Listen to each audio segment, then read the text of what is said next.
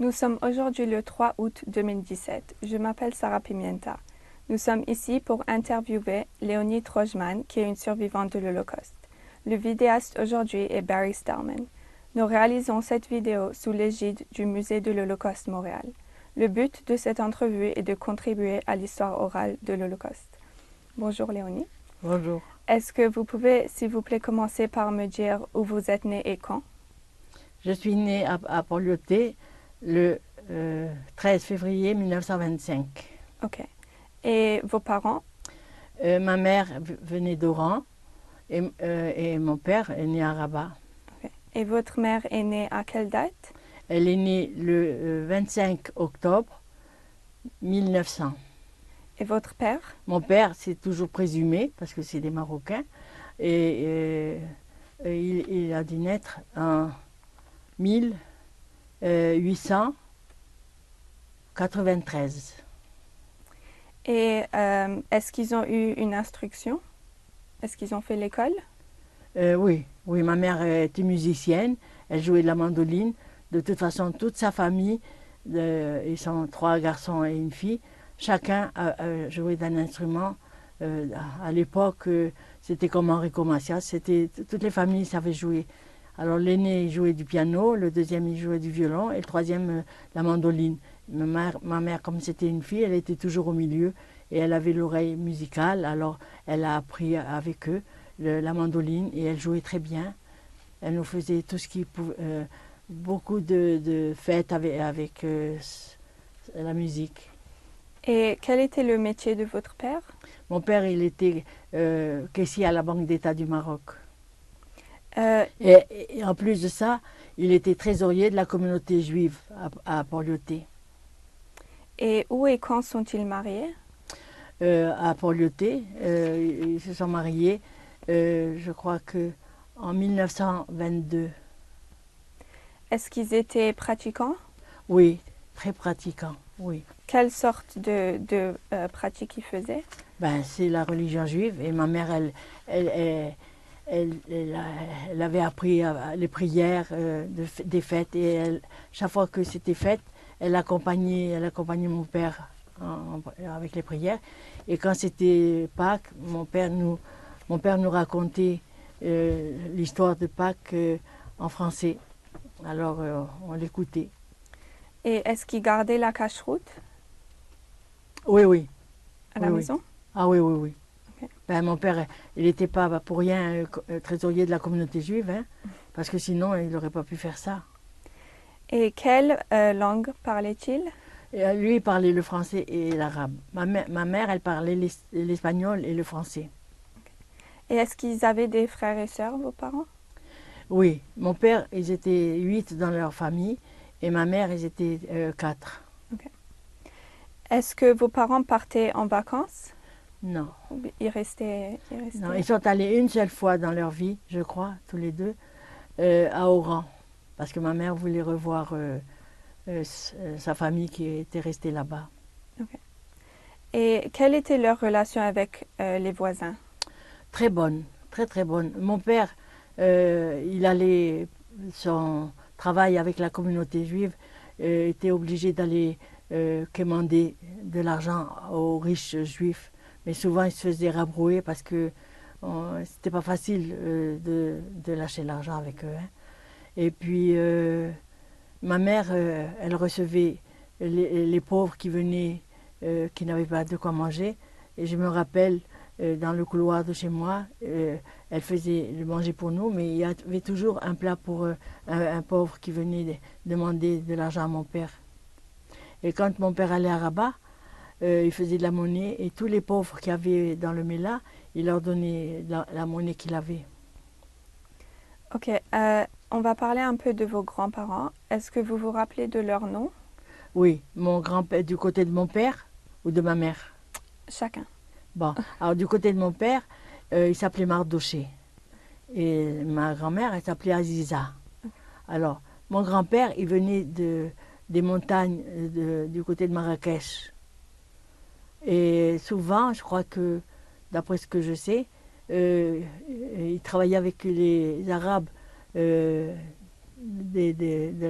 fermes de la campagne pour lui garder les moutons, je ne sais pas, en tout cas c'était un travail. Mais tous les mois, il allait à la montagne retrouver les Arabes qui lui gardaient son cheptel.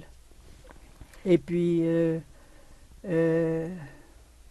ma grand-mère était toujours à la maison, elle avait sa mère déjà avec elle, et j'ai connu la grand-mère de mon père, d'après ce qu'on dit, elle serait morte à 110 ans.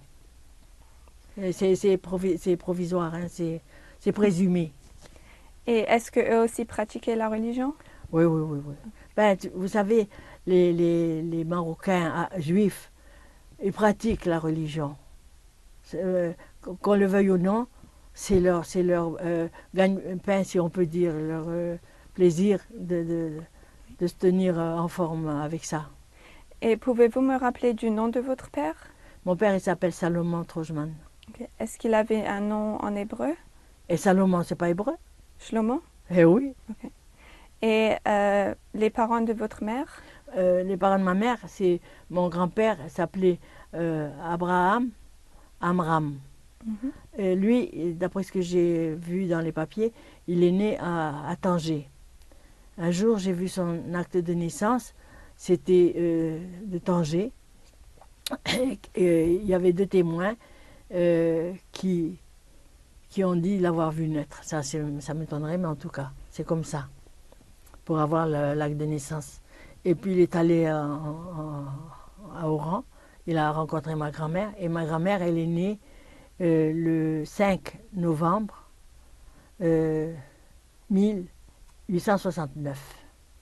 Et elle s'appelait? Elle s'appelait Léonie Soto. C'est Luna. C'est votre nom. Ouais, ouais. Et vous savez mon nom, mon prénom plutôt. Mon prénom, le frère de ma mère, l'aîné, quand il s'est marié, sa femme a eu une fille. Et au bout de quelques mois, elle est morte. Mais elle s'appelait Léonie. Alors là, ma tante, elle a accouché du 2e fille. Et mon oncle, il voulait quand même l'appeler Léonie. Alors il l'a appelée Léonie. Et au bout de 2 ans, elle est morte. Et quand moi je suis née, ma mère a dit non, ma mère ne voulait pas me nommer Léonie. Non, ma mère voulait me nommer Léonie. C'est ma grand-mère qui ne voulait pas. Parce qu'elle disait, regarde ce qui est arrivé à ton frère, moi je ne veux pas que tu perdes ta fille. Elle avait peur. Et ma mère lui a dit, si ma belle-sœur n'aimait pas ton nom, moi j'adore ma mère. Et ma mère, elle va s'appeler, et ma fille va s'appeler Léonie. Et je suis vivante, j'ai 92 ans. Oui. Et pouvez-vous me rappeler du nom de votre mère aussi? Ma mère s'appelait Marie Amram. Okay. Et son nom hébreu, c'est Myriam? Myriam. Okay. Alors maintenant, on va parler un peu de votre enfance. Quel âge aviez-vous quand vous avez commencé l'école?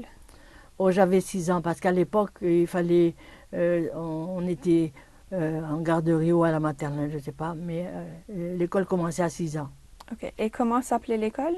L'école de la Villotte. Okay. C'était pas une école juive? Non, pas encore. À ce moment-là, il n'y avait pas de zizanie dans le milieu local. Et combien de frères et sœurs aviez-vous? J'ai, moi, comptant moi, 8. Okay. Alors vous êtes 8 tous ensemble? Oui. Et qui vivait chez vous? Les 8. Les 8 et les parents, pas de Et les parents, et ma grand-mère, de temps en temps, elle venait nous voir, mais elle n'habitait pas avec nous. Ok. Alors les grands-parents, ils n'habitaient pas à côté? Non. Ma grand-mère, c'est pas une Marocaine. Alors, quand elle a marié sa fille, elle ne voulait pas être un fardeau sur le dos du couple. Ça, c'est normal.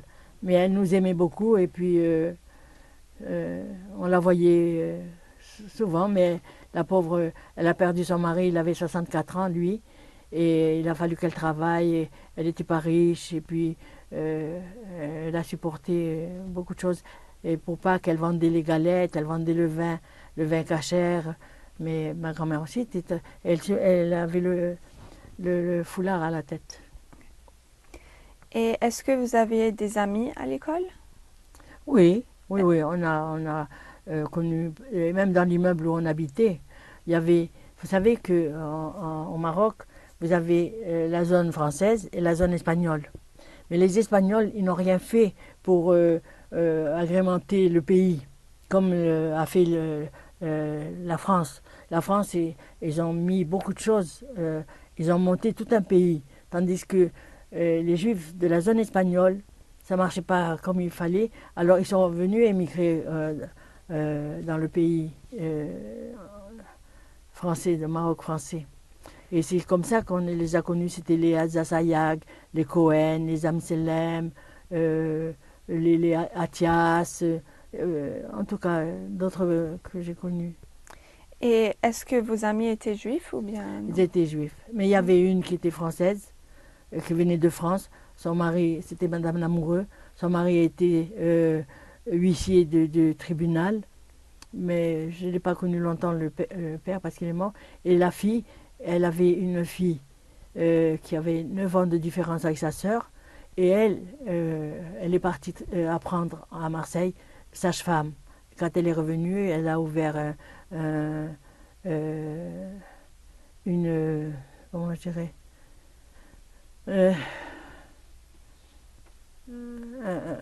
pas un hôpital, mais pour l'accouchement qu'elle faisait. Et elle avait un docteur à sa charge aussi. Et la jeune Jeannette, elle s'appelait. Et elle m'a presque... C'était une voisine. Et elle s'entendait beaucoup avec ma mère. Madame Lamoureux avec ma mère. Et ma mère était beaucoup plus jeune que cette dame. Et puis, mais ça fait rien, elle s'entendait bien. Et Jeannette, elle s'était pris d'affection pour moi. Et tout le temps de ma vie d'enfant, c'est elle qui m'a appris à marcher. C'est elle qui m'a appris beaucoup de choses que grâce à elle, j'ai pu évoluer. Est-ce que vous aviez d'autres voisins ou amis non juifs? Est-ce que vous aviez des voisins ou des amis arabes? Oui, il y en avait, bien sûr qu'il y en avait. Il y en avait à l'école, on faisait Campello, ça s'appelait Campello, une Campello, il y a longtemps, hein, écoutez, j'ai 92 ans, je ne sais pas si je dois me rappeler de tout ça, mais je me rappelle quand même des gens qui ont participé à ma jeunesse. Et comment étaient les relations avec les Arabes dans la ville? Ben, les Arabes, on ne les fréquentait pas du tout, hein, ou presque pas.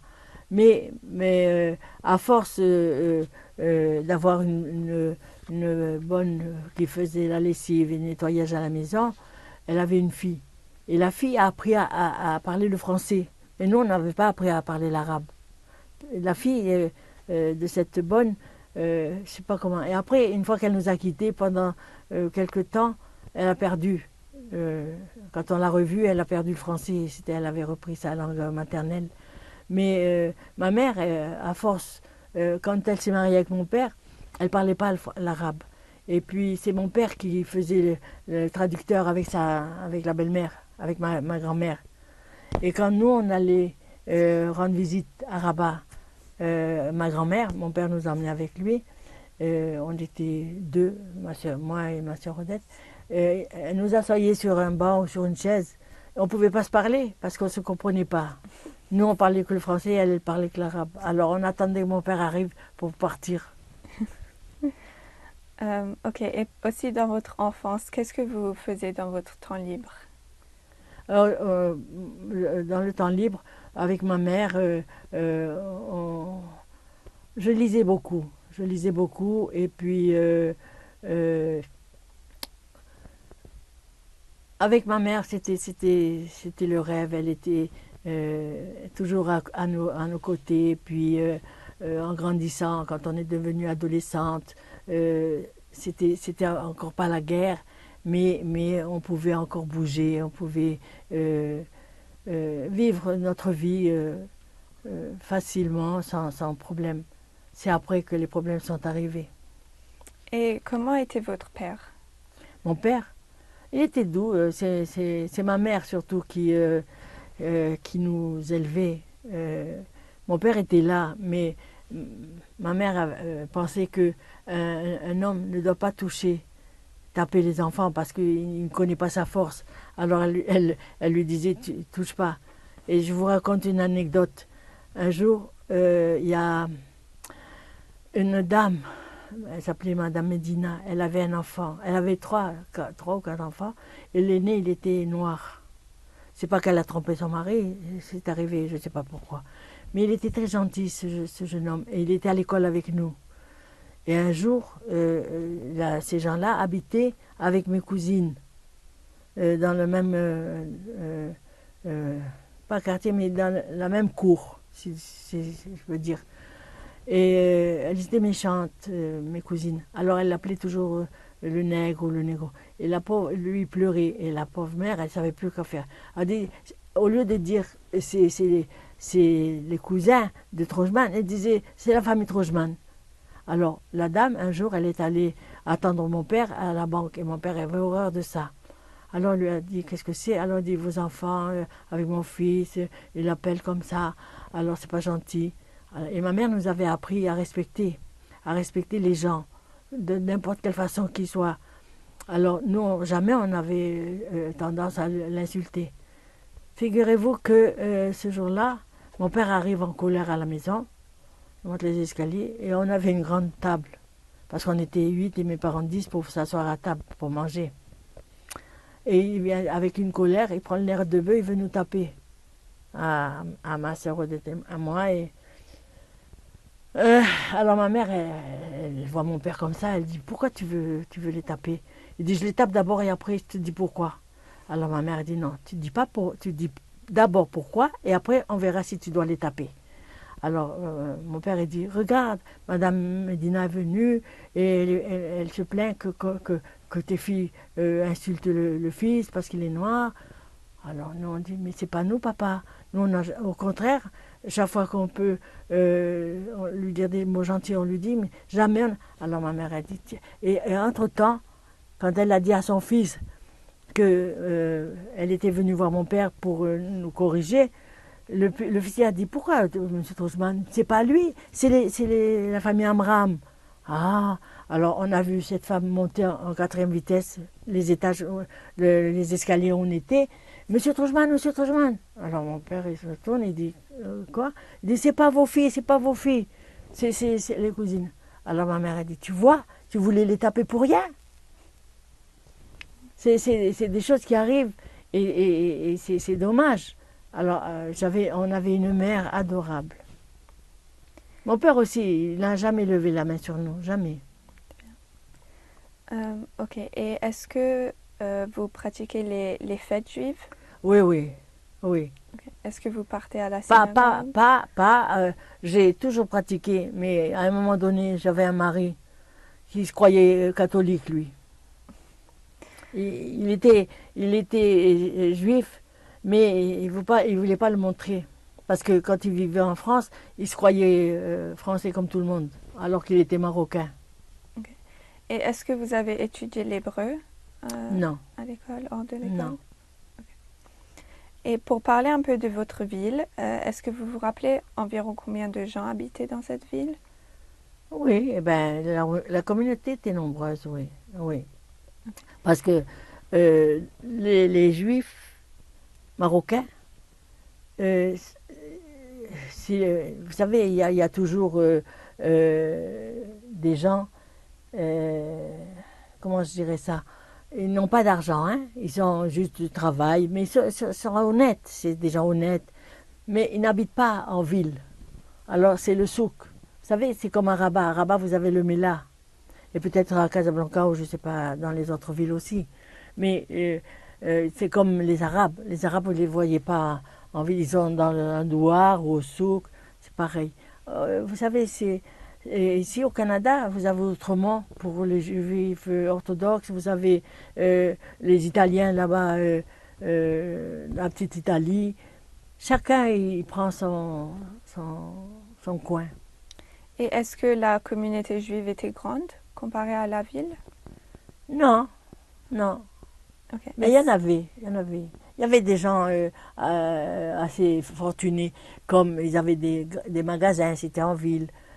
Comme les Tobelem, c'était le tailleur, c'était il y avait d'autres qui venaient d'Algérie, ils avaient un magasin de radio, d'appareils ménagers et tout ça. Alors c'était des juifs.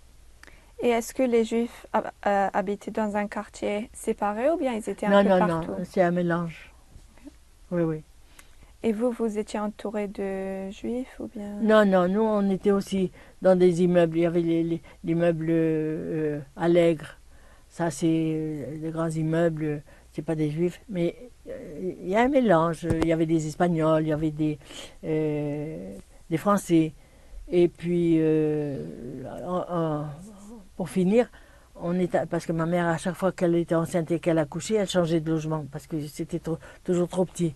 Alors, on a fini par tomber à la rue des Quais, la Villa Lenda. Et ça se trouve au quartier industriel de Port-Lyautey. Et l'Oued-Sebou n'est pas loin. Il y a la route qui traverse pour aller au quartier industriel. Parce qu'il y avait de l'essence, dépôt d'essence, il y avait des entreprises par là-bas. Et là, nous, on avait la maison qui faisait le coin, à l'intérieur, et il y avait un dépôt de céréales, c'était très grand, et les cuves, il y avait des cuves de vin là-dedans aussi. Mais ça ne marchait pas, alors il n'y avait pas les cuves, il n'y avait personne. Ok, et avant la guerre, est-ce qu'il y avait de l'antisémitisme au Maroc ou bien à Port-Lyautey? Quand j'étais jeune, je ne sais pas, mais il y a dû avoir ça parce que pour nous offrir une école juive dans le souk, pour Lyautey, pour pas qu'on fréquente Moi, j'avais déjà 12 ans quand ma mère a quitté le Bon Logis et la ville haute. Et on est allé vivre, elle avait loué dans la rue de la Mamora parce que en face du commissariat. Et puis il se trouve que on nous a dit vous devez aller à l'école juive.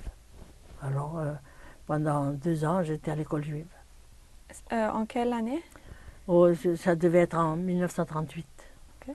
Et en 1938, il y a eu au début de l'ouverture de cette école, il y a eu le général Juin, qui était résident général de France au Maroc. Il est venu, comment je dirais, il est venu voir, attendez, je vais dire ça. C'est ma soeur qui, attendez. Est-ce que vous voulez qu'on retourne à ça plus tard? Non, non, attendez. Il est venu inaugurer. Il est venu inaugurer l'école et on a choisi ma sœur parce elle avait 14 ans, elle était bien jolie, elle savait parler. Et c'est elle qui a offert la gerbe de fleurs au général Noguès. Alors vous êtes resté 2 ans dans cette école juive? Oui, après j'ai eu mon certificat d'études et je suis allée 1 an au collège, mais j'ai pas pu continuer mes études. J'adorais étudier, j'adorais apprendre, mais j'ai pas pu continuer parce que d'abord j'ai eu mal aux yeux, j'avais pas les livres qu'il fallait, mes parents ne pouvaient pas me payer tous les livres. Et après, c'était avec l'antisémitisme un petit peu. J'ai pas pu rentrer à l'école. Mais j'ai continué à étudier toute seule. Est-ce qu'il y avait des lois antisémites ou c'était juste dans les rues? Des lois antisémites? Non, non. Mais après, avec la guerre, oui. Parce que quand il y a eu à un moment donné, peut-être en 42, en 41, on ne permettait pas aux femmes arabes d'aller travailler chez les femmes juives, dans les maisons juives. Alors c'était interdit pour elles de nous faire le ménage. Les hommes, les personnes qui travaillaient auprès du gouvernement, on les renvoyait. Ils n'avaient plus le droit de travailler. Et puis mon père est resté parce que c'est le directeur de la banque qui n'a pas voulu le laisser partir. Il a dit, moi je ne me sépare pas de M. Trojman parce que je ne trouverai pas un deuxième comme lui, aussi capable de gérer le travail. Alors il est resté. Mais imaginez s'il avait été dehors sans paye, sans rien, ma mère travaillant pas, avec 8 enfants, qu'est-ce qu'on aurait fait? Et le patron était marocain ou Non, français? non, c'était le directeur français. Mais vous savez, il était un peu anti-juif aussi. Parce que quand je suis allée voir mon père à la banque, le directeur est sorti et il a dit, je vous présente ma fille. Et moi, j'étais au collège avec sa fille. Et il a dit, qu'est-ce qu'elle fait au collège? Son travail, son métier, c'est couturière. Ça le dérangeait que je sois... alors j'ai senti que ça ne marchait pas toujours. Hein. Et juste avant la guerre, est-ce que vous avez entendu des nouvelles à propos de la montée du nazisme ou bien d'Hitler?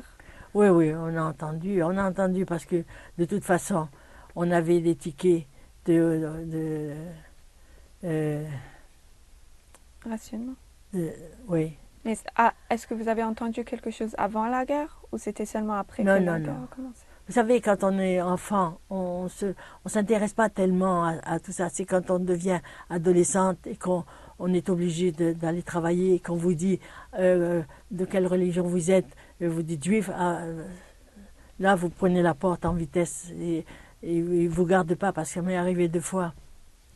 Et est-ce que vos parents écoutaient la radio ou bien lisaient Oui, les oui, journaux? Oui. oui, écoutez la radio. Alors eux, ils étaient au courant? Oui, oui, oui, ben, on avait l'armée chez moi. Quand il y a eu, à un moment donné, l'armée, les bataillons venaient au Maroc et ils avaient réquisitionné tout le dépôt avec les cuves pour faire le mess des officiers, des sous-officiers. Et c'est sûr qu'avec l'armée, on apprenait beaucoup de choses. Hein. Et puis, parce que nous, on avait 2 cours. Et une cour, c'était la buanderie. Et pour faire la cuisine des sous-officiers, ma mère était obligée de céder une cour avec le feu pour qu'ils fassent la cuisine aux sous-officiers. C'était des Sénégalais. Et où est-ce que vous étiez quand la guerre a commencé en 1939? Ah, mais j'étais à Port-Lyoté. Okay. Alors vous étiez J'étais à l'école. Justement, j'étais à l'école. Okay. Et l'école était à Port-Lyoté? Oui, oui, à Okay. Port-Lyoté, oui, oui. Est-ce que vous avez entendu que la guerre a commencé? Oui. Plus Oui. tard? Oui, oui. Mais ce que j'ai appris par la suite, c'est que déjà en 1929, il y a eu la famine. C'est comme ça que la guerre est arrivée.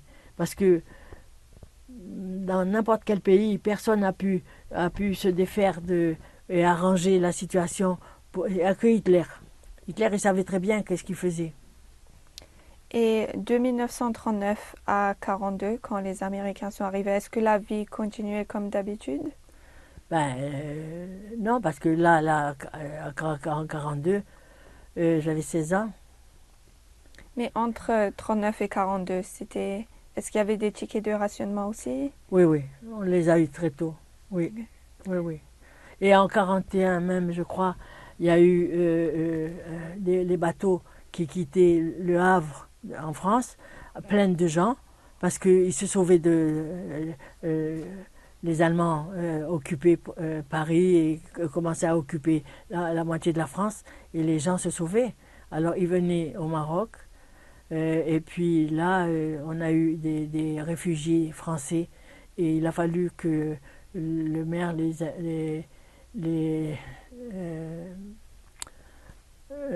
qu'ils occupent l'école, parce que c'était en juillet-août. Alors il n'y avait pas de place, il y avait pas... Et là, on les a mis dans cette école, comment elle s'appelait cette école? En tout cas, mon petit, c'est ça. Et puis, on allait les voir pour essayer de les soulager, mais ils avaient toujours la peur de l'Allemagne et des Allemands. Et c'était des réfugiés français? Français, oui, oui. Okay. Et le sultan les a laissés rentrer? Obligé, c'est pas le sultan, c'est la France qui les a laissés, parce que c'était protectorat français. Le sultan, il n'avait pas beaucoup de droits à l'époque avec la France. Il n'avait pas beaucoup de pouvoir? De pouvoir, non. Ok. Et pendant la guerre, comment est-ce que Mohamed V a protégé les Juifs? Ben, à un moment donné, il y a eu une commission allemande qui est arrivée à Rabat, d'après En ce que quelle j'ai année? entendu. Comment? En quelle année? Oh, ça devait être au début de la guerre. Au début de la guerre. Ils sont venus là, et puis ils se sont adressés au sultan, pas aux Français. Et les Français, ils ont fermé les yeux aussi, hein.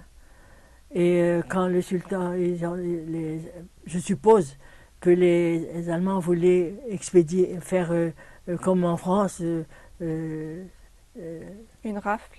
une rafle d'envoyer les Juifs de l'autre côté chez les Allemands. Le sultan a dit non, non, ça ce sont mes sujets, vous ne les toucherez pas. Mais il n'a pas dit, c'est des citoyens marocains. Alors ça veut dire que les Juifs sont toujours étrangers au Maroc.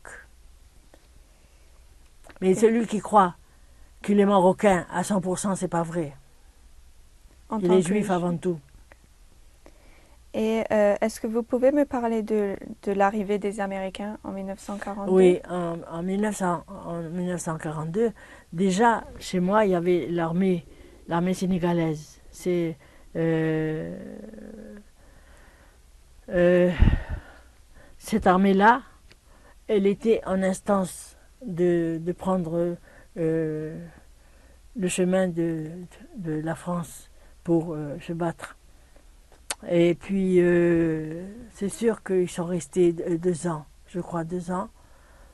Et on a connu des jeunes, les pauvres qui... en tout cas, il y avait le général Noguès, qui lui était résident général de France au Maroc. Et quand les Américains sont arrivés, Rabat était ville ouverte. Alors ils ont jeté des feuilles en disant « Ne vous inquiétez pas, on vient en amis ». Mais les Arabes et les Français n'ont pas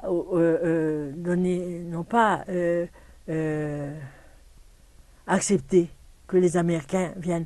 Il fallait que les Américains viennent pour défendre la France.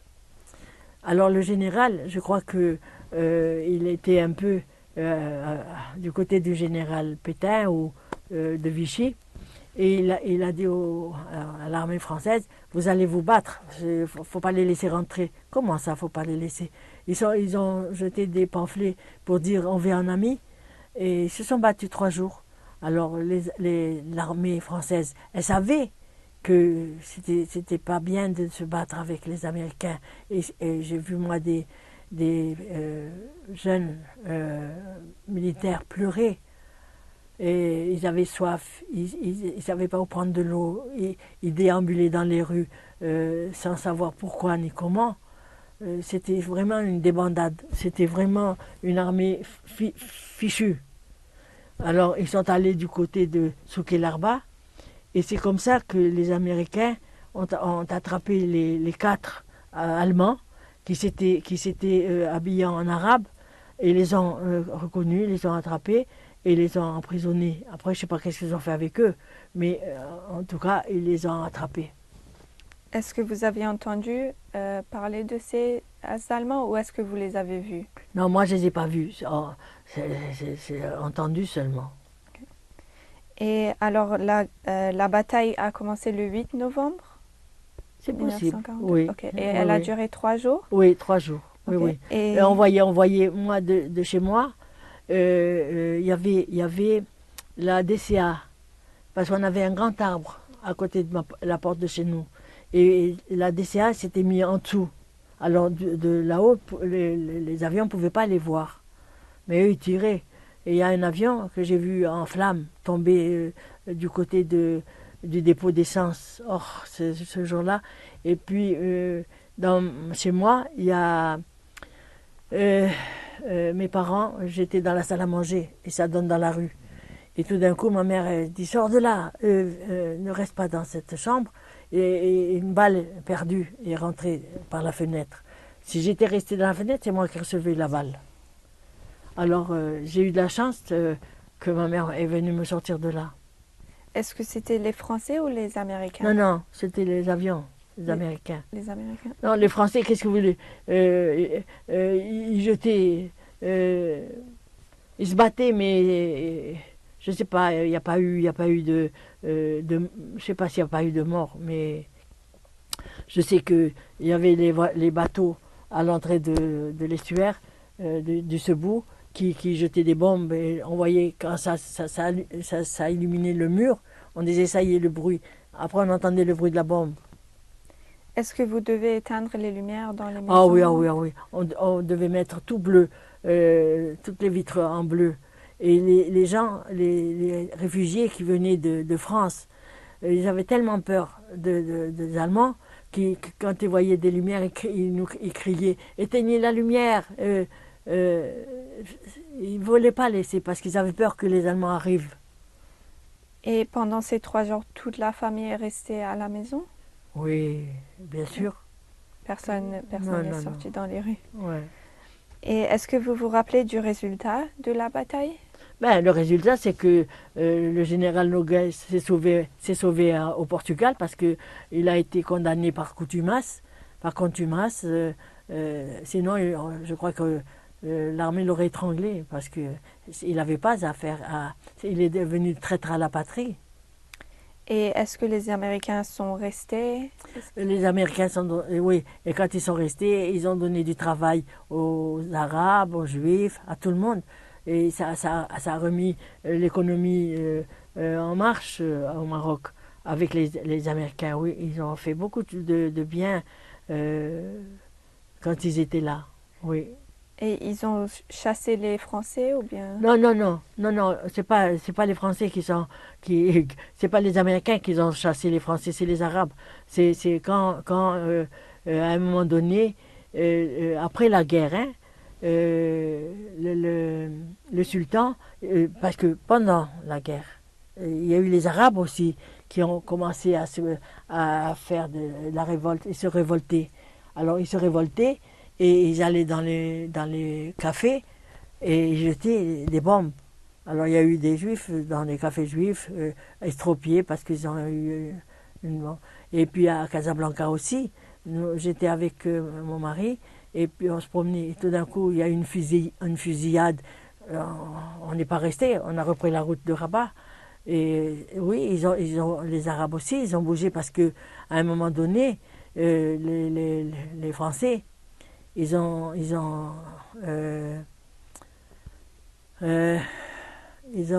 expulsé le sultan avec sa suite à Madagascar, je crois, c'est Madagascar. Et parce que le sultan, en tout cas, ils avaient signé un contrat de protectorat pour 99 ans. Et là, ça faisait, je ne sais pas, même pas 50 ans que la France était là. Alors, ils voulaient tenir le coup. Mais les Arabes cherchaient à récupérer leur sultan. Mais à un moment donné, les Français voulaient mettre un cousin du sultan qui se trouvait du côté de Marrakech. Mais il était vieux. Et lui, il ne voulait pas prendre la place de son cousin parce qu'il ne connaissait rien. Il voulait rester tranquille. Il était vieux. Mais après 3 jours je crois que c'est 3 jours que le sultan était parti, il a fallu le ramener dans son pays. Et c'est comme ça que la France a commencé à faire partir les Français. Okay. Ouais. Et pour retourner en 1942, est-ce que la qualité de vie a changé quand les Américains sont restés? Oui, la vie a changé pour tous. Okay. Oui. Est-ce que vous pouvez me donner des exemples? C'est sûr que pour nous, là, non, mais pour ceux qui ont travaillé avec les Américains, oui, la vie a changé pour eux parce qu'ils avaient de l'argent, ils avaient les Américains, ils étaient larges, ils étaient, vous savez, c'était facile avec eux, pour les gens qui travaillaient avec eux. Nous, on n'a jamais travaillé avec eux, mais mes soeurs ni moi, ni mes frères. Et est-ce qu'il y avait quand même des tickets de rationnement? Oui, il y avait des tickets de rationnement, oui. Oui. Et vous savez, pour les tickets de rationnement, quand on allait dans les magasins pour acheter, des fois on faisait la queue depuis le matin, 5 heures du matin, Mais on arrivait vers midi, il n'y avait plus rien. Il n'y avait plus rien pour les derniers. Alors il fallait revenir une autre fois. C'était pas facile avec les tickets de rationnement. Oui, c'était pas facile. Est-ce que vous partez avec vos frères et sœurs pour avoir la nourriture? Ben, on y allait, chacune allait. Oui, on s'est trouvé au milieu d'une queue inimaginable. Mais, Et est-ce qu'il y avait d'autres choses qui manquaient, sauf la nourriture? non, il y avait plus de tissu pour faire des robes, il y avait plus de charbon, il y avait plus d'huile, il y avait plus la farine, le pain, il y a le sucre. C'était quelque chose. Des fois, on arrivait et avec 8 enfants, il donnait pas beaucoup, hein. Ok, est-ce que vous pouvez me parler un peu de vos expériences habiter à côté de cet emplacement militaire? Oui, oui. Quand on habitait là, quand ils sont arrivés, la coloniale, elle s'appelait, c'était la coloniale, quand elle est arrivée à louer le dépôt, le colonel est venu voir ma mère. Et puis il a dit, Madame, on ne peut pas vous mettre dehors de votre logement parce que vous êtes famille nombreuse. Mais il y a une chose que je peux vous dire, c'est que vous ne laisserez jamais passer nos soldats par chez vous, parce qu'ils n'ont pas le droit. S'ils n'ont pas une permission, ils doivent rester à la caserne. Et s'il vous plaît, madame, faut être sévère parce que sinon, nous, on va être obligés de vous cautionner. Ok. Alors ma mère, elle était une femme énergique. Elle a dit, ils passeront pas. Mais si ils venaient chez nous, ils restaient à écouter la radio avec nous pour écouter. Des fois, c'était les messages d'Angleterre ou de la musique. Alors, on avait quelques amis qui étaient très sérieux et très gentils aussi. Alors, de temps en temps, ils venaient discuter avec nous, on parlait avec eux. Et ça a été vraiment une belle expérience. Et c'était des Sénégalais, des soldats Non, non, sénégalais? non. Il y avait les Sénégalais, c'était la colonie, mais il y avait comment on appelle ça, un régiment de Français. Le bataillon, c'était sénégalais. Mais il y avait, pour encadrer les Sénégalais, il y avait un régiment de Français. Et c'était les Français qui venaient chez nous. Mais les Sénégalais aussi, quand ils sont venus dans la cour pour faire à manger pour les sous-officiers, ils étaient très gentils avec ma mère. Parce que ma mère, quand ils avaient une plaie, elle ne voulait pas guérir. Ils allaient à l'hôpital, ça ne guérissait pas. Et ma mère, gentiment, elle les soignait. 3 jours après, ils n'avaient plus rien. Ils adoraient ma mère pour ça. Oui, ils ont été très gentils. Très gentils avec nous. Et combien de temps ils sont restés à Ils l'emplacement? sont restés 2 ans ou 3 ans, ils sont restés. Mais vous savez, une fois, avec les Arabes, je ne sais pas, un Sénégalais est sorti, et puis un Arabe, je ne sais pas qu'est-ce qu'il il a fait. Vous savez, les Arabes, quand il y en a un qui se dispute, ils sont 100 qui arrivent. Vous ne savez pas d'où ça sort. Mais le Sénégalais, lui, il a dit, ah oui, il est allé chercher tout le bataillon de Sénégalais, il les a sortis, et tous avec des coupes-coupes. Les Arabes, ils se sont cachés, ils ne voulaient plus sortir de chez eux. Ce jour-là, mon Dieu, quelle histoire. Et vous avez vu ça? Ah oui, oui, oui, oui. Et vous savez, aussi, les Sénégalais sont très stricts. Quand mon père portait le costume de la banque, alors c'est comme l'armée, et le Sénégalais, il voyait mon père en costume, c'était qu'il était militaire. Alors, des fois, mon père arrivait, et le Sénégalais faisait la garde depuis la porte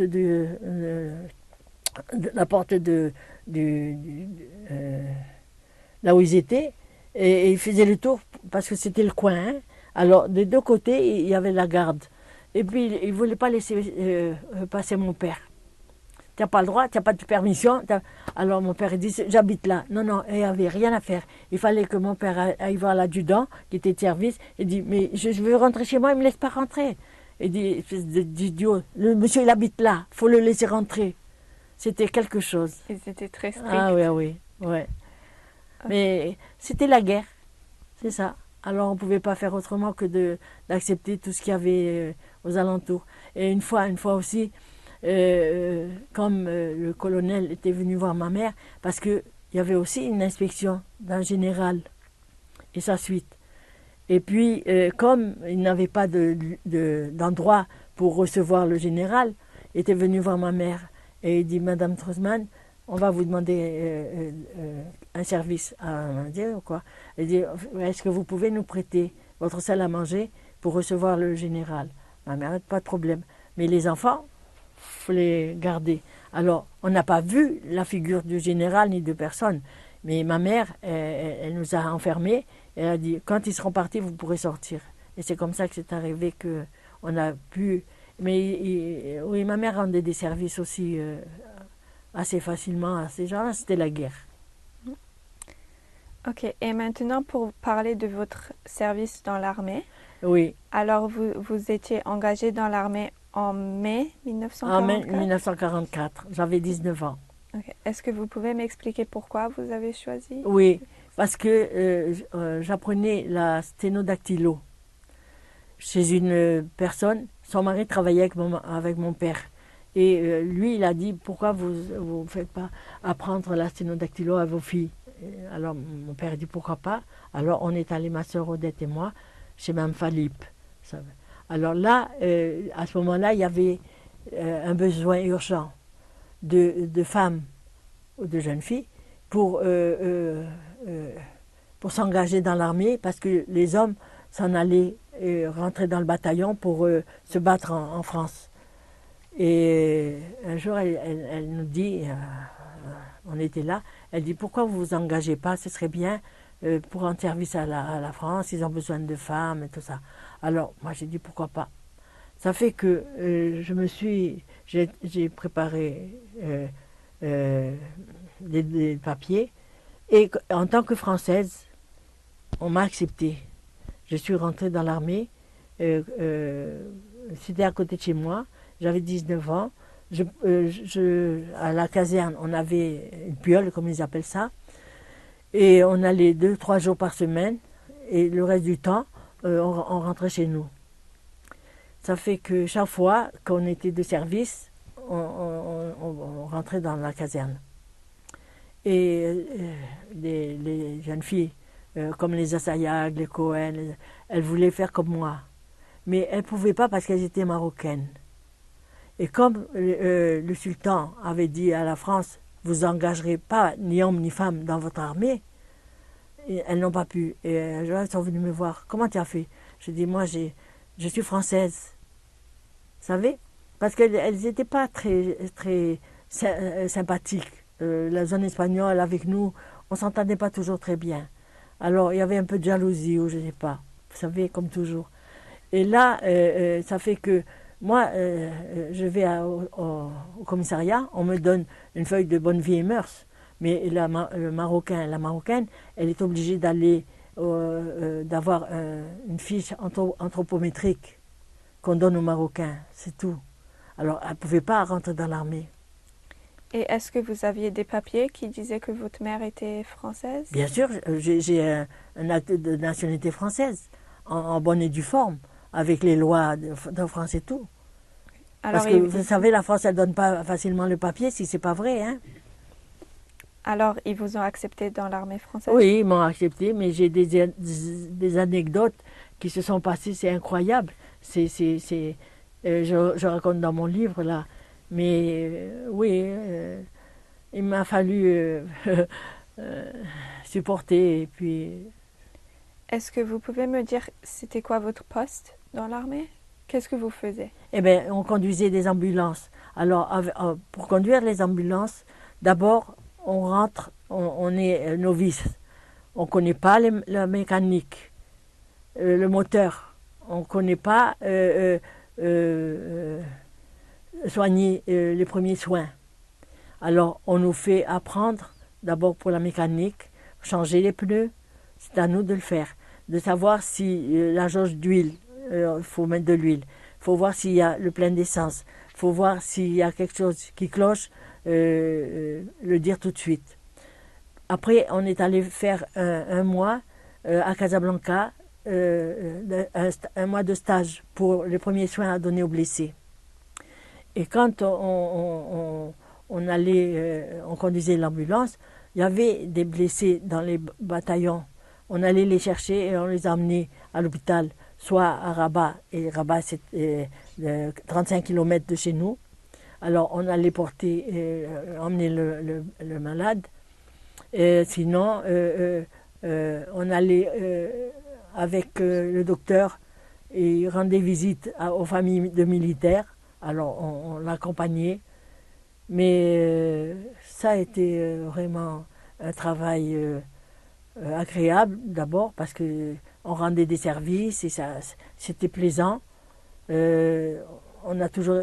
ma part, on a toujours été respecté. J'étais toujours l'adjudant qui était le chef du 32e train, très gentil avec moi, toujours me rendait des services. J'avais besoin de quelque chose, il était toujours là pour moi. Et une fois, il y a une dame qui était comme moi dans l'armée, et elle avait 40 ans. Moi, j'en avais que 19. Et son mari était capitaine, mais il était déjà au front. Et elle un jour, il a fallu qu'on aille, parce qu'on était coéquipières par deux. Il y avait 8 femmes avec moi, hein, et on était toujours deux. Et on est allé emmener un malade à l'hôpital de Rabat, parce que c'était plus grave Et puis là, c'était le soir. Au retour, il devait être 11h du soir, c'était la nuit. Et on arrive à 10 km de la caserne. Là, on reste en panne, la roue crève. Alors je lui dis, je crois qu'il va falloir changer la roue pour continuer. Ah non, moi je ne change pas de la roue. Il faut la changer, on ne va pas rester indéfiniment sur la route. Ah non. Alors, une demi-heure après, il y a une jeep de l'armée militaire qui passe, des aviateurs américains. Alors, je ne sais pas comment elle fait, elle les arrête et elle leur parle. Alors, il me faut monter dans la jeep et il m'emmène directement au 32e train à ma caserne. Alors, il était déjà minuit, tout le monde dormait et puis l'adjudant, je me suis dit comment je vais le réveiller celui-là, il dort, elle n'a pas voulu changer la roue, alors je l'ai réveillé quand même. Alors j'ai dit mon adjudant, elle est en panne. Il m'a dit qu'est-ce que c'est qu'en panne? J'ai dit la roue crevée. Et elle ne peut pas le changer. Elle a dit que non. Alors il m'a dit vous savez mademoiselle, vous allez dans votre chambre et allez dormir. Vous l'avez mérité. Elle va attendre sur la route. Il l'a attendue jusqu'à 8h du matin. Alors là, quand je suis sortie de ma chambre et que je l'ai vue arriver, elle me regarde. Elle avait dû penser que les Américains avaient dû m'emmener, je ne sais pas, au diable Vauvert, comme on dit. Et puis, j'ai dit, je ne pouvais pas aller à pied pour lui l'avertir. C'était 10 km. Alors, elle, à moi, elle ne m'aurait pas laissé, mais elle, il l'a laissé. Parce qu'elle avait une mauvaise habitude. C'est que quand elle était de repos, en tout cas tranquille, elle défaisait tout le moteur. Après, elle ne savait plus remettre les pièces. Alors, les soldats se mettaient en colère. Et de ces 8 femmes, c'était 8 femmes dans un bataillon? Oui. Ok. Et il y avait beaucoup d'autres d'hommes? Non. C'est pas, vous savez, le 32e train, c'est un régiment de camions. C'est pour trimballer. Quand un bataillon a besoin de camions pour trimballer des militaires dans d'autres villes, alors ils demandent chez nous. Alors c'est pour réparer tout ce qui est mécanique. C'est un bataillon pour ça, c'est un régiment pour ça. Alors c'est pour ça que nous étions à cause de l'ambulance. Parce que si l'ambulance n'allait pas, c'est eux qui réparaient l'ambulance. Mais ça a toujours bien été. Et est-ce que vous étiez toujours avec cette femme de 40 ans? Non, non, non, non, on changeait. C'était, des fois j'étais avec une jeune fille qui s'appelait Le Sage. Elle, alors si vous saviez son histoire, c'est à mourir de rire. Elle était de service et avec l'ambulance, elle rentrait chez elle. Et il y avait un officier à cheval qui était sur la rue. Et puis le cheval s'est braqué. Et en se braquant, il est allé contre l'ambulance et lui s'est retrouvé sur le toit de l'ambulance. Et c'était un jeune, je pense qu'il n'était pas marié, c'était un célibataire. Ils ont fini par se marier. Wow. Mais c'est des Français. Et est-ce que vous étiez amis avec ces autres filles? Oui, oui, on s'entendait bien, on s'entendait bien. Avec le Sage, là, j'ai fait un autre voyage avec elle, mais ça c'était à Arbawa et c'était pas à côté. Et à Arbawa, c'est très loin quand même. Et il y avait un militaire, il y avait un bataillon là-bas, et c'était un arabe militaire parce que les Arabes pouvaient être dans l'armée. Et il avait un panari au doigt. Et on nous a fait aller jusque-là. Mais avec l'ambulance, l'essence ne va pas va et vient. Alors à un moment donné, on a pris le malade et on l'a mis derrière l'ambulance. Et au milieu du chemin, on n'avait plus d'essence. Comment faire pour arriver là-bas, à la caserne? Ça fait que je disais, si je reste dans l'ambulance et qu'il vient les Arabes, je ne pourrais pas tenir le coup. Mais si je suis dans la rue, en route, je peux courir, je peux crier. Alors, j'ai dit à elle, c'était Le Sage, j'ai dit, écoute, tu vas rester avec le malade. Moi, je vais avertir qu'on est en panne. Et j'ai marché pendant les 8 kilomètres, il y avait 8 kilomètres. Marché pendant les 8 kilomètres et j'avais des chaussures à talons. Et j'étais mal en point. Mais j'arrive et je passe pour aller à la caserne, je passe devant chez moi. Il était déjà 2 heures du matin.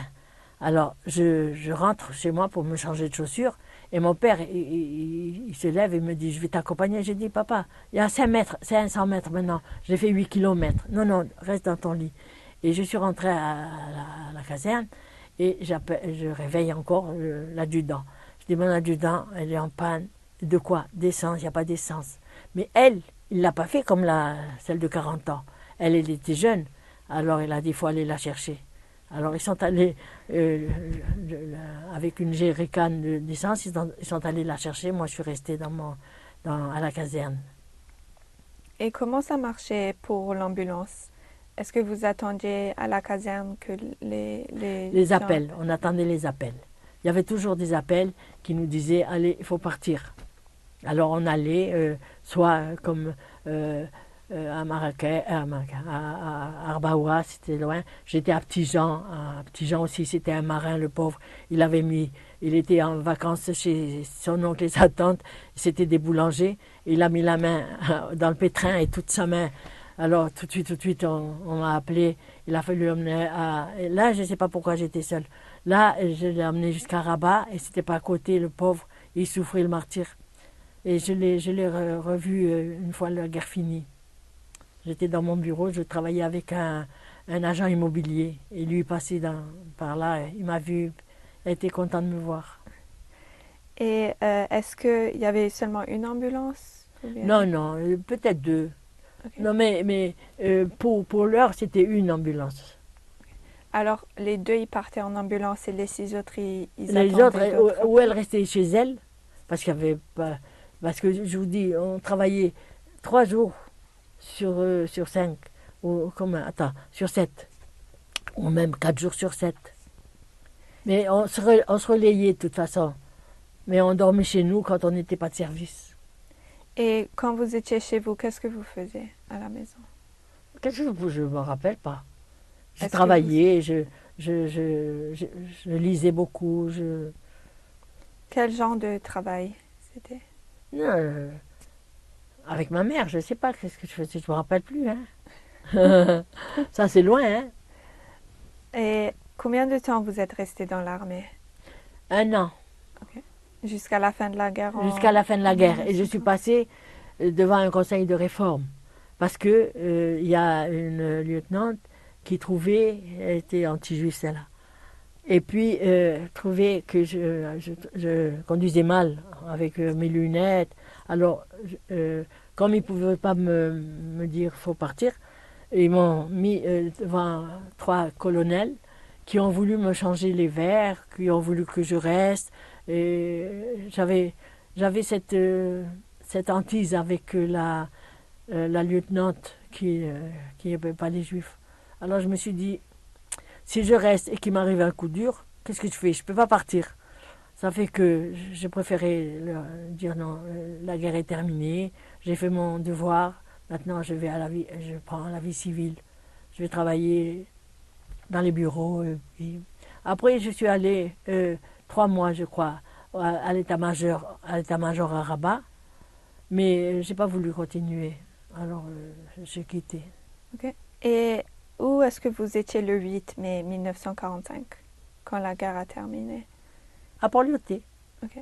Parce que là, quand à un moment donné, on nous a demandé si on voulait aller au front, parce qu'ils avaient besoin de personnes comme nous pour ramasser les blessés, tout ça. Mais je n'avais pas l'âge, parce que à l'époque, c'était 21 ans pour être admise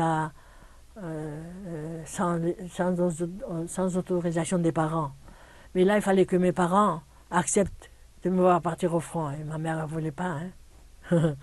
Je comprends.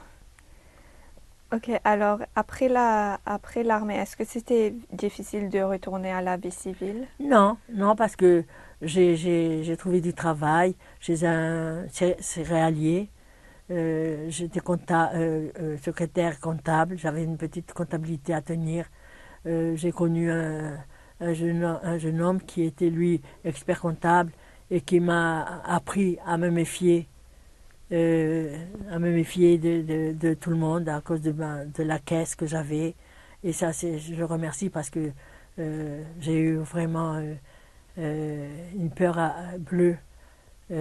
Parce que lui, il est passé par derrière et m'a enlevé 1000 francs à cette époque. Et quand j'ai fait mon compte, il me manquait 1000 francs. Et 1000 francs, c'était beaucoup. Et 3 jours après, il me les a remis quand j'ai refait. Mais je ne lui ai pas dit non plus. Et puis, il m'a dit, c'est moi qui les ai pris pour vous montrer que si vous ne faites pas attention, n'importe qui peut passer et vous les enlever. Et cela ne vous les rendra pas, hein.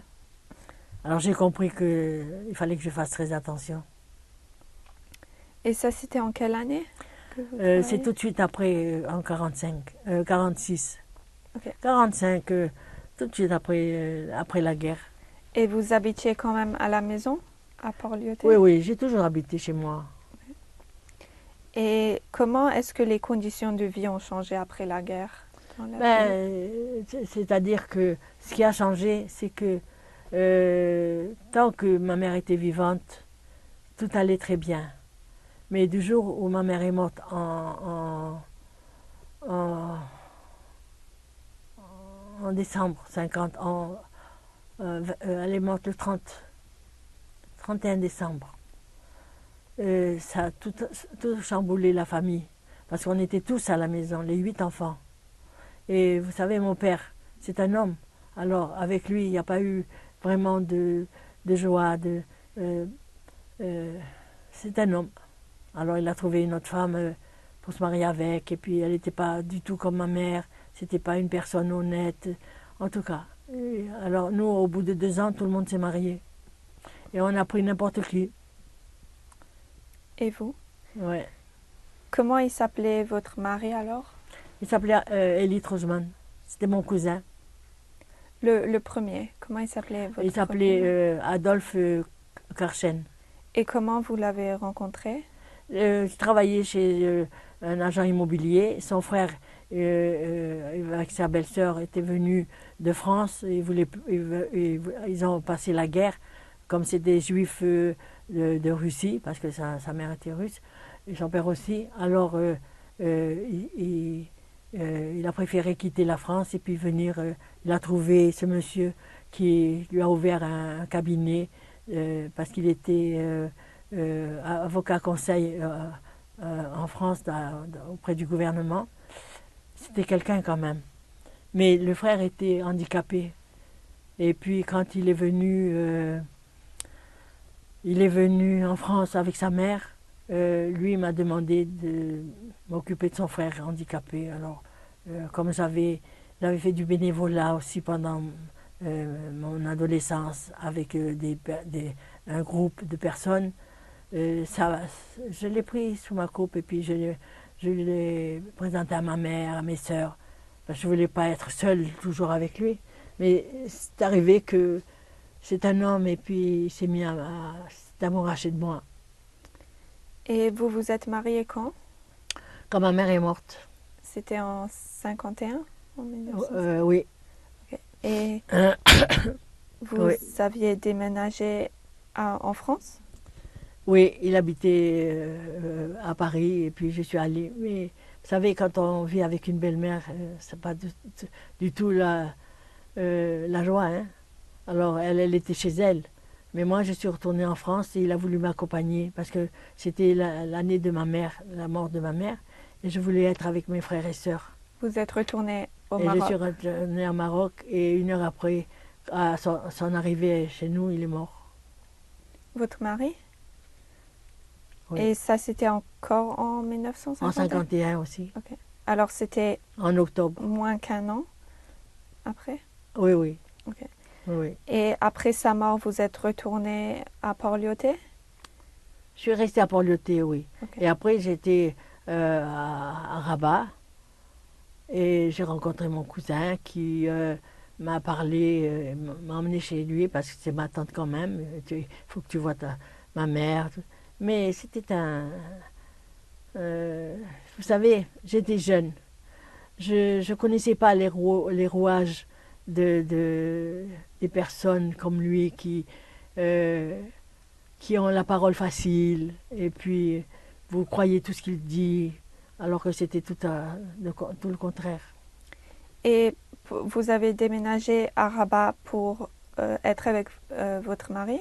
Oui, Okay. c'est sûr que et c'est là que j'ai eu un peu de problème avec les Français parce qu'il y a au conseil du sultan là, gouvernemental, il y avait une personne qui est partie en vacances et comme mon mari connaissait une dame, ils avaient besoin d'une remplaçante, ils m'ont prise pendant 2 semaines et mon mari lui a dit vous ne pouvez pas la garder parce que j'avais besoin de travailler.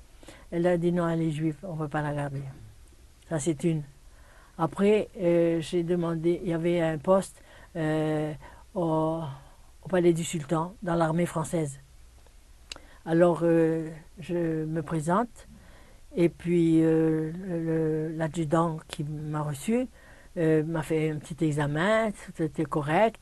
Et puis il m'a dit, vous allez voir le colonel, faire connaissance avec le colonel. Et puis une jeune femme est venue, elle dit, je viens pour la place. Il dit, non, non, non, ça y est, madame, elle a pris la place. Il se met à parler avec moi et lui était d'Algérie, je crois. Mais ce n'était pas un juif. Alors, il me dit, de quelle religion vous êtes? Je dis, je suis juif. Moi, je n'avais pas peur. Je disais, je suis juif. Je n'ai pas pu voir le colonel. Et je suis partie, je n'ai pas eu la place. Il ne vous a pas laissé? Non. Après, c'était au camp Garnier, c'était aussi l'armée. Et puis, je me présente, et tout était correct. Elle m'a dit, quelle religion? J'ai dit, je suis juif. M'a dit, vous allez continuer à apprendre la sténo, vous n'êtes pas encore formé. Et moi, j'avais le diplôme. C'est pour ça que je vous dis, les Français, c'est la pire des catastrophes. Ok. Et après la guerre, comment est-ce que vous avez découvert ce qui s'est passé dans d'autres endroits en Europe? Avec les informations qu'on a reçues. Mais vous savez, moi, ma mère, elle avait un frère. Le dernier frère, il s'appelait Max. Il était marié avec une Israélienne. Il avait 5 enfants. Mais il n'a pas voulu quitter Paris quand les Allemands sont rentrés. Il s'est dit, lui, on ne va pas le toucher. Mais les Allemands sont arrivés chez lui. Et la concierge, elle savait, parce qu'il n'était pas encore chez lui. Au lieu de l'arrêter et de dire sauvez-vous tout de suite parce que les Allemands sont là, elle l'a laissé rentrer. Les Allemands l'ont attrapé et ils l'ont pris comme otage. Et il a été fusillé. Il a été tué? Oui, il a été fusillé. Tué, fusillé. Et ses enfants? Ses enfants, ils étaient cachés à la campagne. Mais cela, et même ma tante, elle n'a pas été inquiétée. Mais quand même. Oui. Ok. Et est-ce que vous voulez me dire les noms de vos enfants avec Élie? Oui, c'est Henri, Bernard et Marie-Claire. Est-ce que vous vous rappelez de leur date de naissance? Oui, je me rappelle. Mon fils aîné, il est né pourquoi vous voulez que je vous le dise? C'est juste pour avoir. Il a 65 ans. Ok. Au mois le 9 septembre, il aura 65 ans. L'autre, il aura 63 ans le 29 août. Et Marie-Claire, elle a 60 ans. Ils sont nés où? À Rabat. Ils sont tous nés à Rabat? Oui. Ok. Mais on a quitté Rabat quand Henri avait 9 ans, quand Bernard avait 7 ans et quand Marie-Claire avait 4 ans et demi. Et on a été rapatriés par le gouvernement français.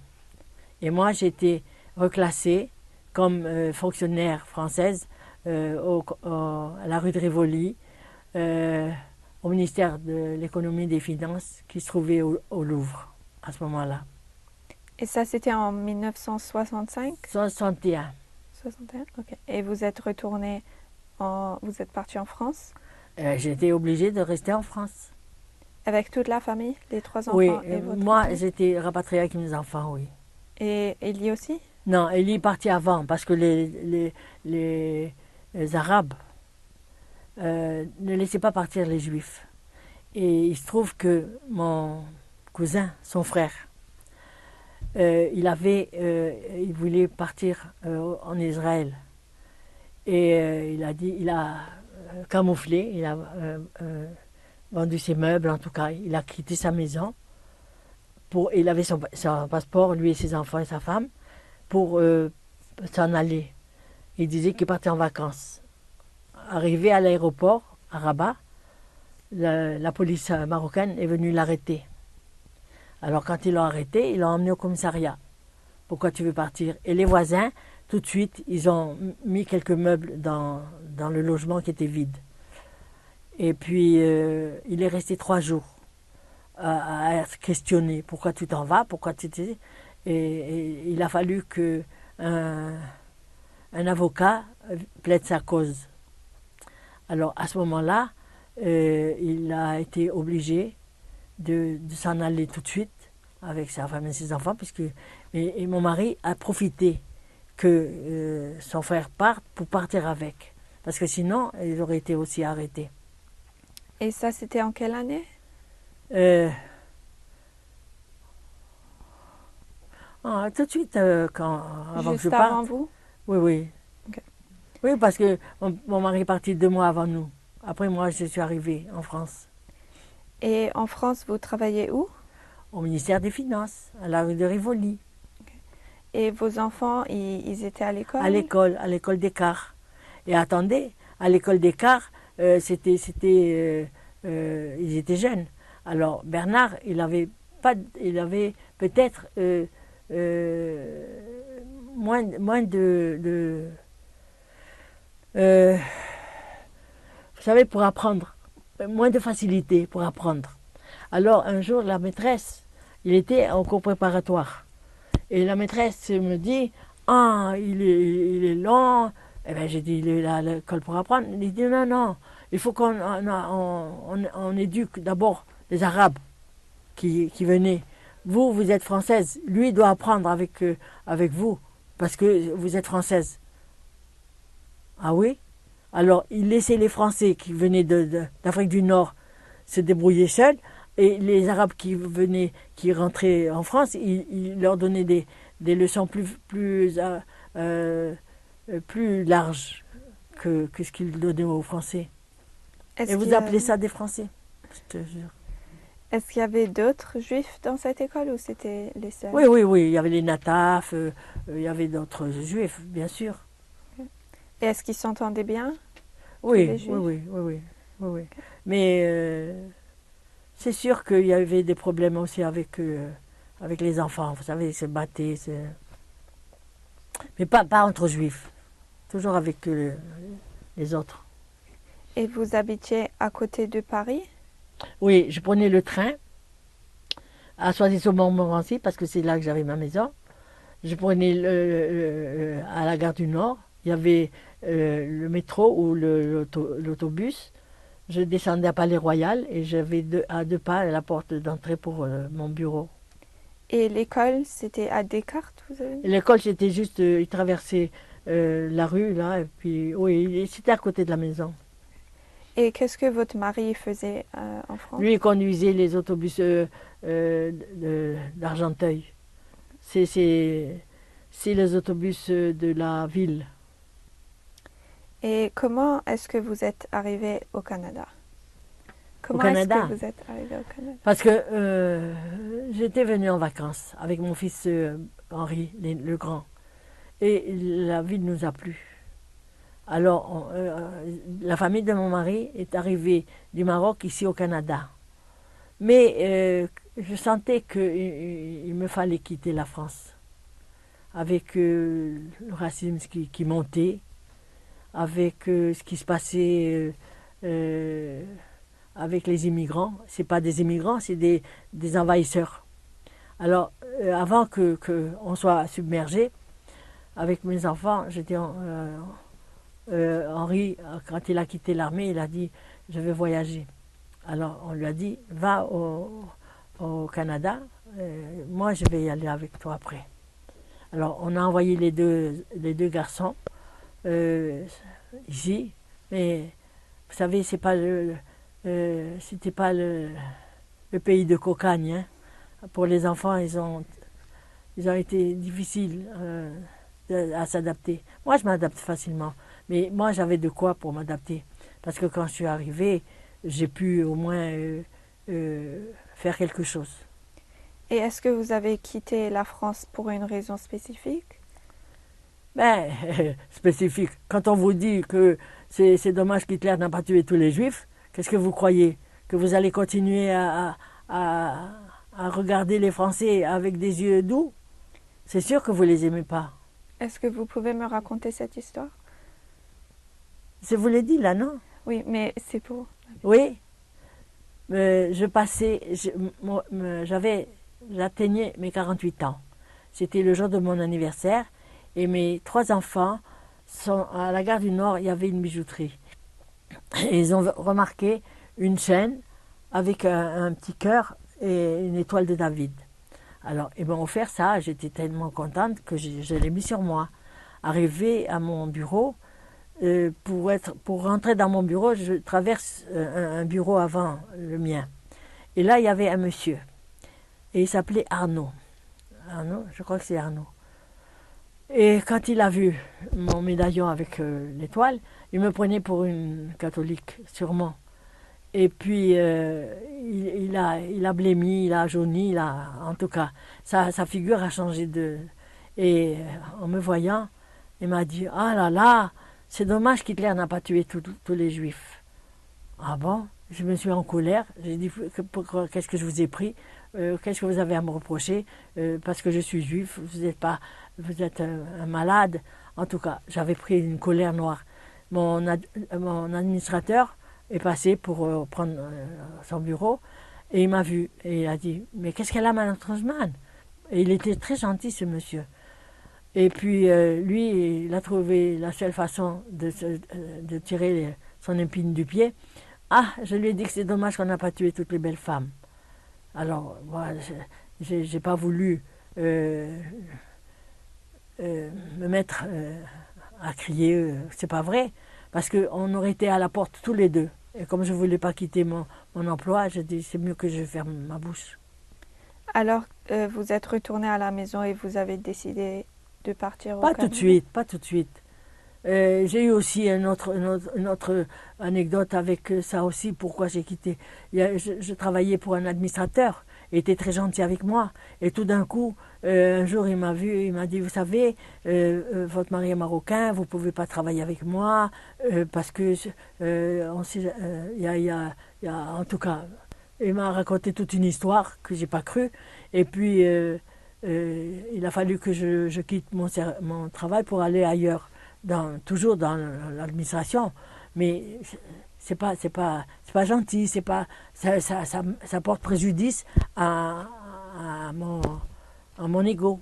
Parce Et, que j'ai dit, c'est pas mon mari qui travaillait, c'est moi qui travaillais. Qu'est-ce qu'il avait à voir et est-ce que vous aviez de la famille à Montréal? à Montréal? Mes enfants Avant ça. la famille de mon mari. Ok. Et vous êtes venu quand? En quelle Je suis année? venue en juillet 1975. Et comment vous trouvez le Moi, pays? j'ai aimé. J'ai aimé. Disons que ce que j'ai fait au Canada, oui, ça m'a rendu service. Pas à mes enfants parce que c'est dommage, mais oui, j'ai pu rencontrer des gens très sympathiques qui m'ont aidé, qui m'ont apporté vraiment du bonheur parce que ils n'ont pas eu ce racisme que j'ai trouvé en France. Et est-ce que vos enfants, ils étaient encore à l'école à ce moment? Ou bien ils étaient Non, non, plus c'était vieux? des jeunes hommes. Ok. Et votre fille, elle faisait quoi? Ma fille, oui, elle a continué parce que quand elle a passé son bac en France, elle a voulu continuer. Moi, comme j'étais à l'université de Montréal, elle est rentrée à l'université et puis elle a continué à faire un bac en histoire. Puis après, elle a fait une maîtrise en histoire. Oui, Et vous avez travaillé à l'Université de Montréal et une autre place, vous avez mentionné? oui, Comment ça oui. s'appelait? C'était où? J'ai fait à l'université, comme au ministère des Finances. Moi, j'aime apprendre partout. Et chaque fois qu'il y avait une place de libre à remplacer, on remplaçait les secrétaires qui partaient en vacances, surtout en France. Moi, je remplaçais. Je faisais des remplacements et après, je reprenais ma place. Mais au moins, je savais ce qui se passait dans tel et tel bureau. Et j'apprenais beaucoup de choses. Tandis qu'avec l'université, c'est pareil. J'allais, j'ai fait la médecine dentaire, j'ai fait les sciences infirmières, j'ai fait, euh, euh, oh, euh, comment ça s'appelle? Euh, pour la police, vous savez, le, Des cadets? non, et vous savez, ils ont, qu'est-ce que j'ai aimé à faire ça? Qu'est-ce que j'ai aimé parce que c'était très intéressant avec les inspecteurs de police, avec euh, la- la- les tribunaux, ça a été vraiment un travail exceptionnel. Et vous avez Et après la mentionné, direction des immeubles. et vous avez mentionné que c'était difficile pour vos enfants de s'installer.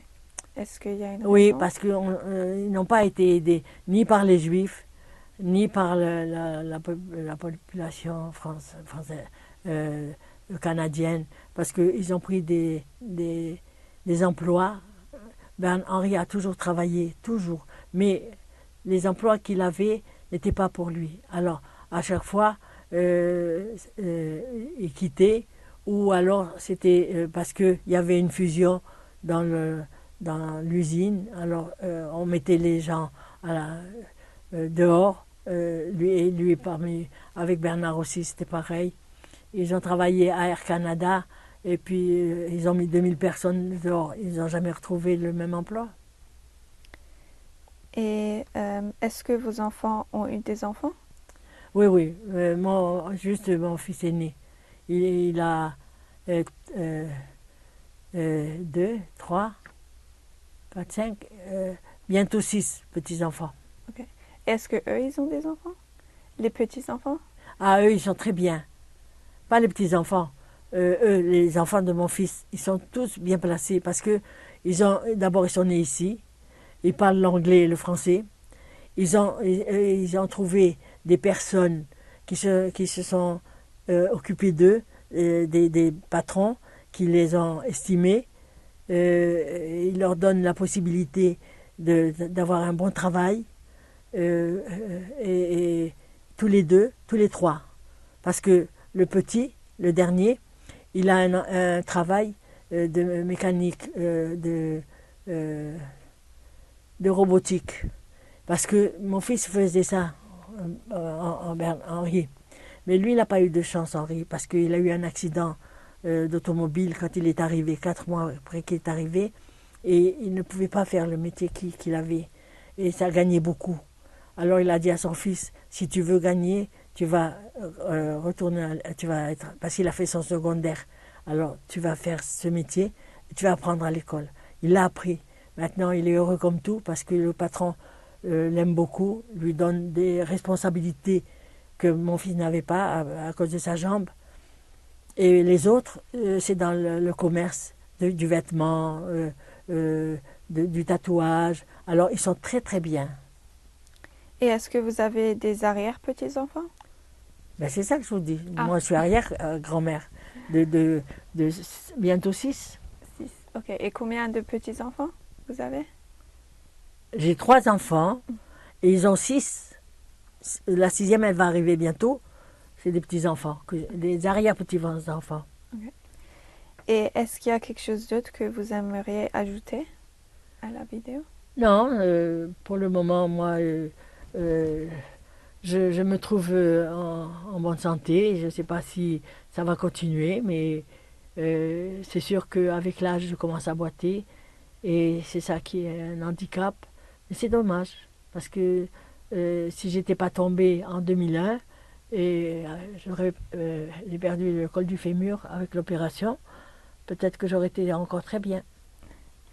Et est-ce que vous avez déjà parlé à votre famille à propos de vos expériences pendant la guerre? Non. Je ne m'entends pas tellement avec. La moitié est morte il n'y a pas longtemps. Non, vos enfants. À mes enfants? Oui. Oh non. Bernard, oui. Bernard, il comprend. Et les autres enfants, Les ils ne autres, veulent pas? non. Okay. Non. Et est-ce que vous avez un message pour les futures générations qui vont voir cette vidéo? Ce que je leur dis, c'est de garder la santé d'abord, de garder la santé, de faire attention à leur avenir, de pas prendre tout à la rigolade, parce qu'il y a des fois, c'est mieux de faire attention. Alors, c'est ça. Ok. Alors, merci. Je voudrais remercier Léonie Trojman. C'était Sarah Pimienta qui s'est entretenue avec Léonie Trojman concernant son expérience durant l'Holocauste. Cette interview sera déposée dans les archives du Musée de l'Holocauste Montréal. Merci. Et moi, est-ce que je peux le voir tout ça? Oui.